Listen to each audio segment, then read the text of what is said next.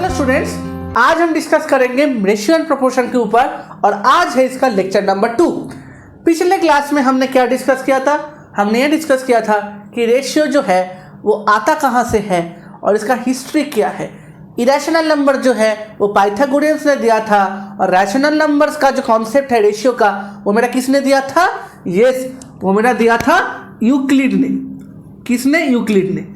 ये शब्द आता कहाँ से है? एंशिएंट ग्रीक वर्ड है ये, और इनको अर्ली ट्रांसलेटर्स जो है लैटिन में इसको क्या कहा? रेशियो। आज हम करेंगे रेशियो के कुछ बेसिक सम्स। आज हम क्या करेंगे? रेशियो के कुछ बेसिक सम्स। रेशियो के जो बेसिक सम्स है उसको करने के लिए मुझे एक टर्म या फिर दो टर्म जो है जानना बहुत ज़रूरी है। रेशियो में जो मेरा A/B है, इस दोनों को हम कहते हैं, A और B को, टर्म्स ऑफ द रेशियो। क्या कहते हैं? Terms of the ratio. तुम मुझे बताओगे कि सर A और B का कुछ इंडिविजुअल सा नाम नहीं है? मैं बता रहा हूं, हाँ। A को हम लोग कहते हैं एंटीसीडेंट और B को हम लोग कहते हैं कॉन्सिक्वेंट। क्या कहते हैं? एंटीसीडेंट और कॉन्सिक्वेंट। अभी आते हैं कुछ बेसिक से सम्स पर। तो ये मेरा बन गया जो टर्मिनोलॉजी रिलेटेड टू रेशियो है। एंटीसीडेंट ANTECE, अच्छा ये E होगा एंटीसीडेंट और ये होगा मेरा कॉन्सिक्वेंट। तो ये है मेरा कुछ टर्मिनोलॉजीज। अभी आते हैं कुछ बेसिक सम्स पे। पहला सम क्या है? देखो, अगर तुम्हें कोई बोले कि sir find out the ratio between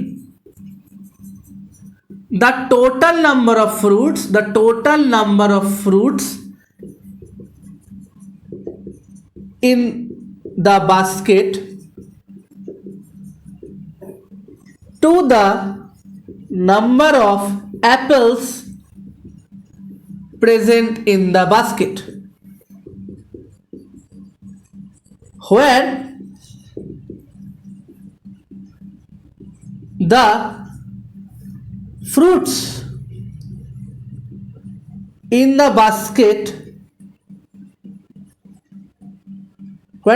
in the basket consist of 8 apples and 21 lemons। समझ में आया क्वेश्चन? कि फाइंड द रेशियो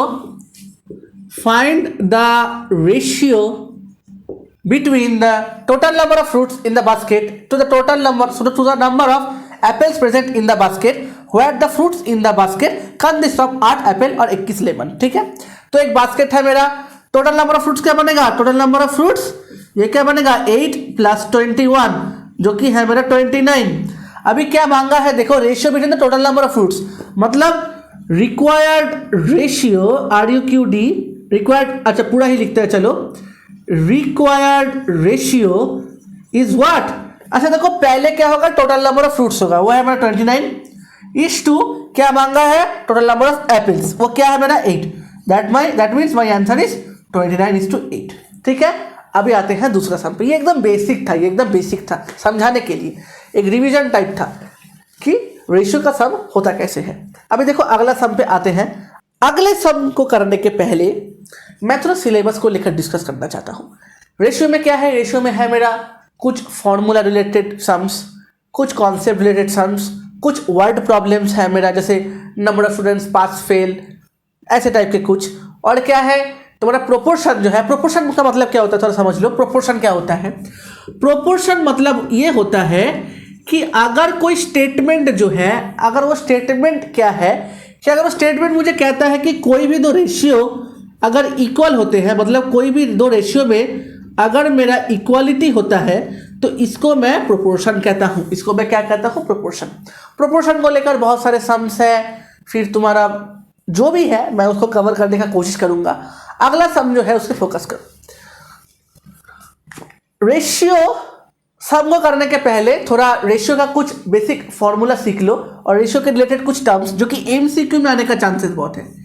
रेशियो के रिलेटेड कुछ टर्म्स तुम्हें जानना पड़ेगा जो कि MCQ में बहुत आते हैं। देखो क्या है, एक है डुप्लीकेट रेशियो, एक है डुप्लीकेट रेशियो, एक है triplicate ratio.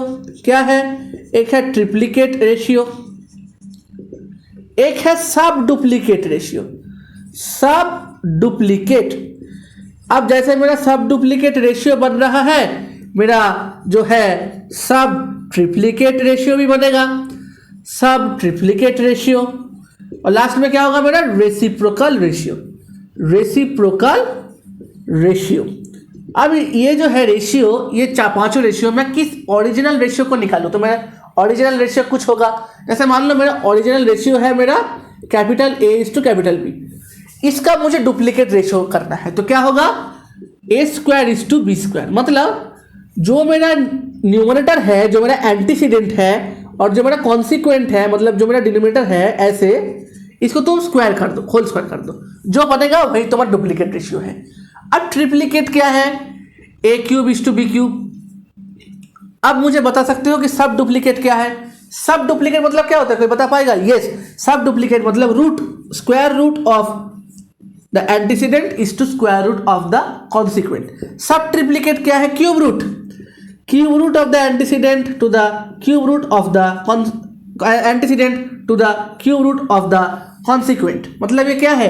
A to the power 1/3 is to B to the power 1/3। अब रेसिप्रोकल रेशियो क्या है? अब अगर ये ए इज टू बी बन रहा है तो रेसिप्रोकल रेशियो क्या बनेगा? बी इज टू ए। ये पांचों के पांच जो है जल्दी से इसका स्क्रीनशॉट ले लो, क्योंकि ये जो है हमें याद करके रखना है, नहीं तो हम लोग सम्स नहीं कर पाएंगे। हम लोग क्या है? सम्स नहीं कर पाएंगे। अभी आते हैं चलो नेक्स्ट एक बात पे, जो कि है मेरा कॉम्पाउंडेड रेशियो। क्या है? कॉम्पाउंडेड रेशियो। कॉम्पाउंडेड रेशियो क्या है? देखो, कॉम्पाउंडेड रेशियो मैं ऊपर लिख रहा हूं, कॉम्पाउंडेड रेशियो, ठीक है? COMPOUNDED ratio, compounded ratio. मानो तुम्हें अगर कोई रेशियो दिया हुआ है A:B और C:D, मुझे इस दोनों रेशियो का क्या है? मुझे कॉम्पाउंडेड रेशियो निकालना है।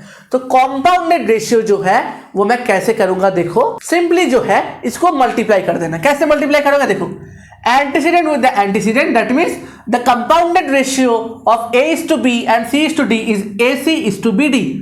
क्या है? AC:BD।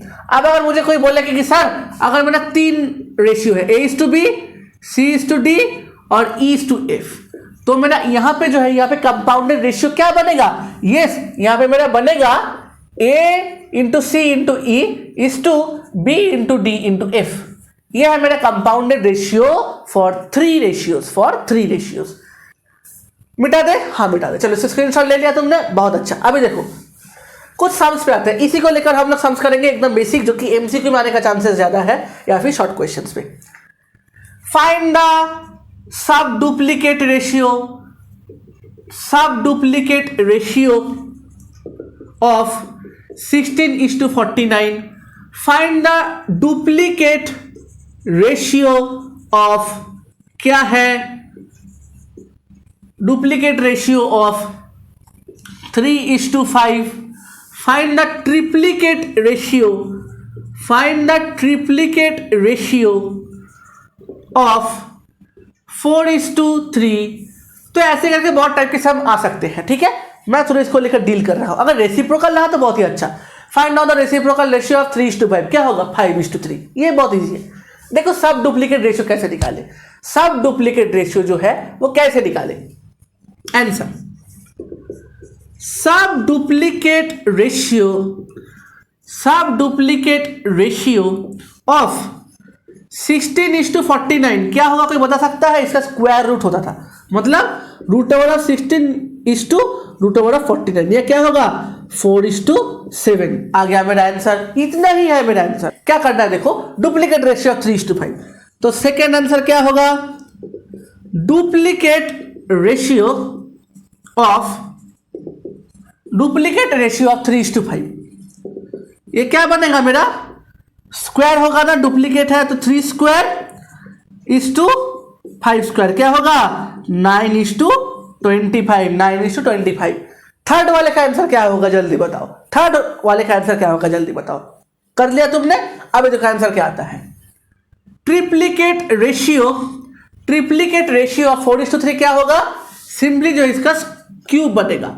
4 cube is to 3 cube, मतलब क्या होगा 64 इज टू 27, क्योंकि 4 इंटू 4 इंटू 4 क्या होता है 16 4 द 64, और 3 इंटू 3 इंटू 3 क्या होता है 9 इंटू 3 दैट इज 27। तो आ गया मेरा आंसर। ऐसे टाइप के ही जो है एमसीक्यू में आने का चांसेस बहुत ज़्यादा है। आज इतना ही, एकदम बेसिक पोर्शन हम लोगों ने शुरू किया, तो आज इतना ही रहने दो। अगले क्लास में मैं और भी नए नए सम्स जो है उसको लेकर मैं डिस्कस करूंगा। फिलहाल मेरा जो फेसबुक पेज है सनशाइन बाय देव सूर्या सर, यहाँ पे जाओ और अपने थॉट्स जो है वो मेरे साथ शेयर करो कि सर मुझे किस किस टाइप के वीडियो चाहिए। मैं जो है वो टॉपिक के ऊपर वीडियो अपलोड करूंगा। और तुम्हें क्या करना है, मेरा जो यूट्यूब चैनल है उसको सब्सक्राइब करो। अगर कोई वीडियो पसंद आए तो उसको लाइक करो और अपने सारे दोस्तों के साथ शेयर करो, क्योंकि अगर तुम जितना शेयर करते हो मुझे उतना और भी इंस्पिरेशन मिलता है कि नए नए वीडियोस अपलोड करने के लिए। Thank you for watching this video, thank you very much.